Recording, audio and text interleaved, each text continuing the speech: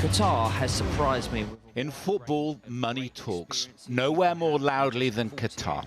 And a human rights record obscured by a multi-billion pounds PR campaign. For Qatar to host this World Cup in 2022 is very special. With David Beckham one of its richly rewarded stars. Wow. Thank you so much. But might it prove costly to his hard-earned reputation? You were the first Premiership footballer to do shoots with gay magazines like Attitude, to speak openly about your gay fans, and you married a Spice Girl, which is the gayest thing a human being can do. Comedian Joe Lycett putting his money on the line by way of this ultimatum. If you end your relationship with Qatar, I'll donate this 10 grand of my own money, that's £1 for every million you're reportedly getting, to charities that support queer people in football. However, if you do not, at midday next Sunday, I will throw this money into a shredder, just before the opening ceremony of the World Cup. No one brands it like Beckham. No sportsman was ever so conscious of his image. Oh Lord, please don't let me be misunderstood.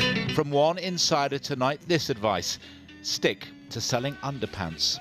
Also think about moving forwards, what it is that you want to be known for in the future. And once you've got a clear point of view, then you can start deciding about whether being the poster boy for oppressive regimes is really going to help you bring that to life for people or not. And it should also help him guide how he responds to Joe Lycett. Final touches for the World Cup are being made ahead of Sunday's kick-off. Not just the money, but also your status as a gay icon will be shredded. But if Beckham's critics are right, then the tournament might already have seen its first own goal. The choice is yours. John Ray, ITV News.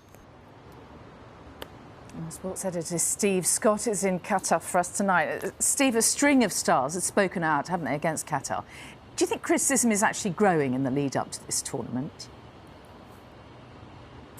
Well, if not growing, Mary, there's certainly no let-up in the criticism that's overshadowed the build-up to this tournament. I mean, there's nothing unusual, really, in the lead-up to World Cup, except in this case, there's never been anything quite like it, and the spotlight continues tomorrow. I understand England's players will arrive in Doha in a plane named Rainbow. It's part of the Virgin Atlantic fleet. It would also feature the company's LGBTQ plus icon Oscar emblazoned on the side of it. The FA didn't choose this plane specifically, but I understand they're quite happy to be arriving in it. All this, of course, after FIFA said the other week to all the competing teams, please stop talking politics and concentrate on the football. Now, we haven't heard from the FIFA president, Gianni Infantino, this week. We expect to later. He'll probably hope after that it'll all be about the football, but I suspect there'll be a degree of wishful thinking there. Steve Scott in Qatar, thank you.